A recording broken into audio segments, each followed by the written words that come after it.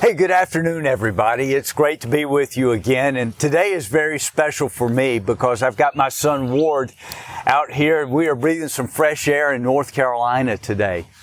It's really neat. Ward is a kayaker, and I think, Ward, it's only appropriate that you have on your snow kayaking shirt from your snow kayaking adventures in Colorado this past winter. Guys, I really wanted to talk to Ward because Ward has got a very unique story, and I'd love for you guys to hear from Ward.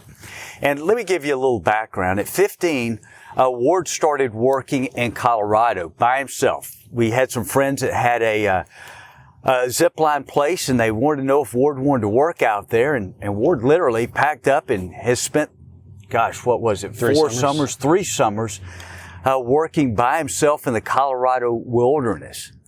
And it was really interesting to watch Ward grow and mature as a leader. And over that time, Ward also has done a lot of kayaking. We started off kayaking together. And fortunately or unfortunately, however you want to look at it, Ward has far surpassed my level of kayaking. But it's been wonderful as a parent to watch Ward grow as a leader. Because as Ward has grown as a kayaker, Ward has gotten certified. He's no joke, a professional kayak instructor. And he's 19, just turned 20, and he is teaching people that are often older than he is. In fact, most of the time he leads expeditions down some pretty rough whitewater, and everybody on these expeditions is older than Ward. But Ward has also been at the other end of a spectrum, been a young man in a group, and you've had to answer up being at the bottom of the totem pole. So you've had an interesting perspective on being, the junior guy and being led and having to be a follower. And you've also had a very unique thing being the young guy, but in charge of old guys in a very difficult situation where they had to listen to you or things would go bad really quickly. So I'd like to talk with you about certainly about that. And I'd love for you guys to listen to what a young person has to say about leading and being led. So with all that aside, you ready to whip it on, man? Oh, yeah. Let's do it. So, Ward, it's really interesting. As a 15, 16, 17, 18-year-old, here you are working by yourself as the junior man on the totem pole. And I know you advanced over the summers, but starting out as a young man working in a very remote outdoor environment, what did you look for in your leaders? Somebody that could vocalize exactly what they wanted, not vague directions, and just really clear expectations was the biggest thing that I looked for. Most of the time you get a lot of just he and hawing about I want this done and this, but say I want 1, 2, 3 done, and you need to get it done by 3 o'clock, and that's what you need to go. So you're really looking for some structure in the instructions that you get. Is that structured accurate? Instructions and somebody that's willing to teach you as well. Talk about teaching. What do you mean? Going out there, first job ever had, never really been away from home like that. So I didn't know what I was doing. I was just going out and bumbling around, trying to not get fired on my first day. And I had an older guy working there named Pat, and he took his time out of his day, even though he might have had to stay an hour longer to finish his work, but to teach me how to properly do mine so I could go and execute it properly the next day. Beautiful. I cannot tell you how often throughout the time in the Marine Corps and even now in corporate America, I see we take a young guy and say, hey, just go figure this out. Just go do it. And there are times that's appropriate. But when you have that new person on the job, it kind of stinks when you don't know what to do and nobody's willing to put their arm around you and help you learn to be successful up front. So tell me about this. As you have grown as a leader, what are some of those things that you learned and that you'll take away from that experience? And no matter what situation, be calm, confident, and competent. Because if you're going crazy, you're just way over the top, nobody's going to listen to you. If you're not competent, nothing you say is going to be useful.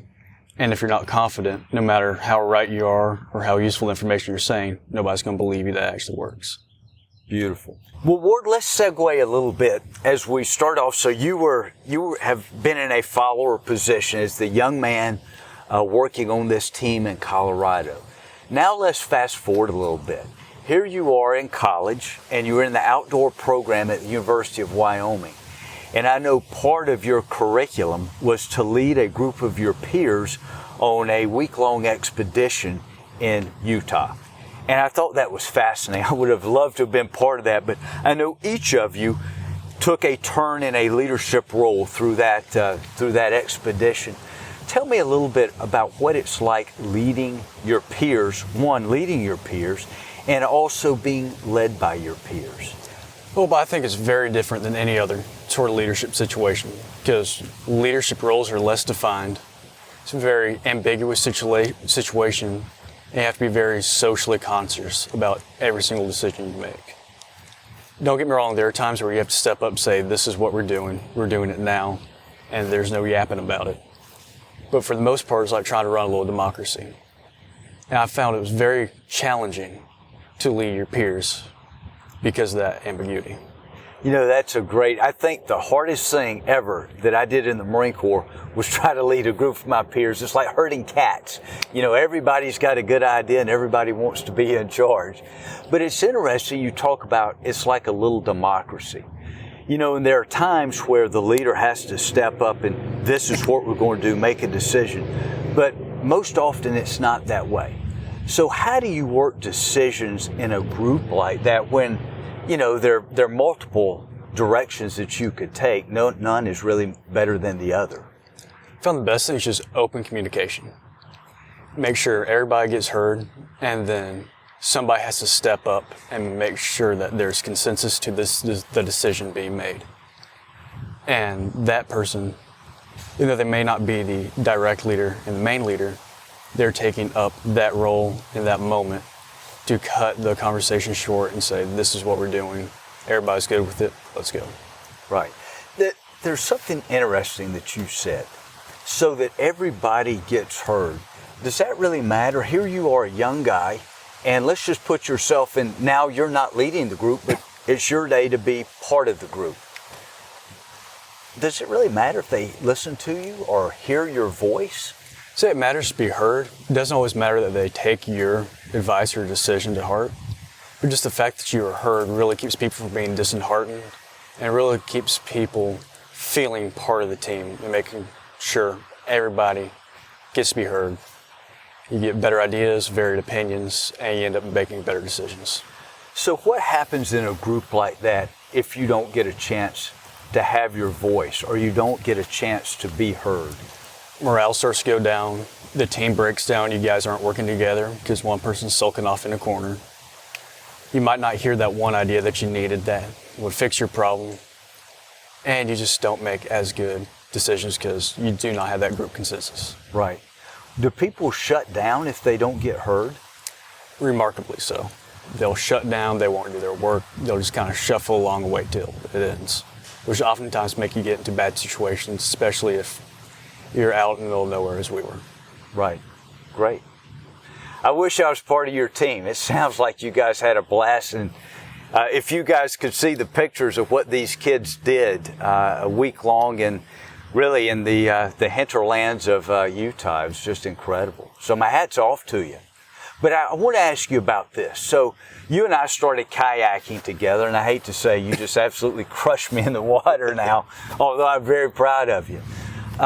It's been fantastic watching you grow and watching you learn. And as we started together and you quickly surpassed everything I was doing and you started learning and getting into a leadership role. And now here you are, a young guy, but yet you're the duty expert and you're teaching guys my age. And I've been on the river with you where, you know, it's a difficult situation. It's dangerous. But how does a guy like me listen to a guy like you? Why would I ever listen to you?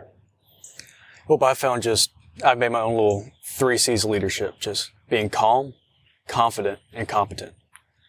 Being calm in those situations, the very high stress situations, helps everybody. If you're being very loud, over and energetic, you don't get heard. You're making a lot of noise, nobody's listening. And competency is probably the most important one, because without that, you aren't knowing what you're doing, you aren't making the right decisions, and then confidence to execute your decisions. Without the confidence, nobody's going to take your competency correctly, and you won't be able to execute properly.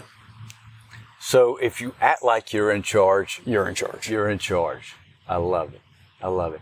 What do you see as a major leadership challenge when you're leading these groups of, like I say, older people who have got a lot more world experience than you do? They certainly don't have the whitewater experience that you do. What do you see there? The biggest challenge I've had is just getting them to accept you as the leader. Because you can say, I'm in charge all you want, but until people allow you to lead them, you aren't leading anything, you're leading yourself. Do you think that leadership, I hate to say title, because I think that's wrong, but that leadership role is earned, or is it given to you? I mean, do you think... I'd say the title is given, but the role is earned. Because you can give yourself whatever title you want. You can say, I'm the captain of the river. People are like, okay, cool, that's cool. Once you earn that respect, you earn that leadership ability, and you show them, I'm going to get you down. We're going to have fun, but we're also going to learn, and we're going to be down safely today. And the only way you're going to do that is by listening to me. So what are your 3 C's? Calm, confident, and competent. I love it. Well done. Proud of you, bud. You know, Ward, it's been an absolute pleasure sitting here with you today. And moreover, just as a dad, watching you grow as a leader and what you've done, I'm so proud of you. And those 3 C's, I wish I had that, and I might just pirate those for my own. Calm, competent, and confident. And if you act like you're in charge, You're in charge. You're in charge. I love it. Great job, man. Thank you.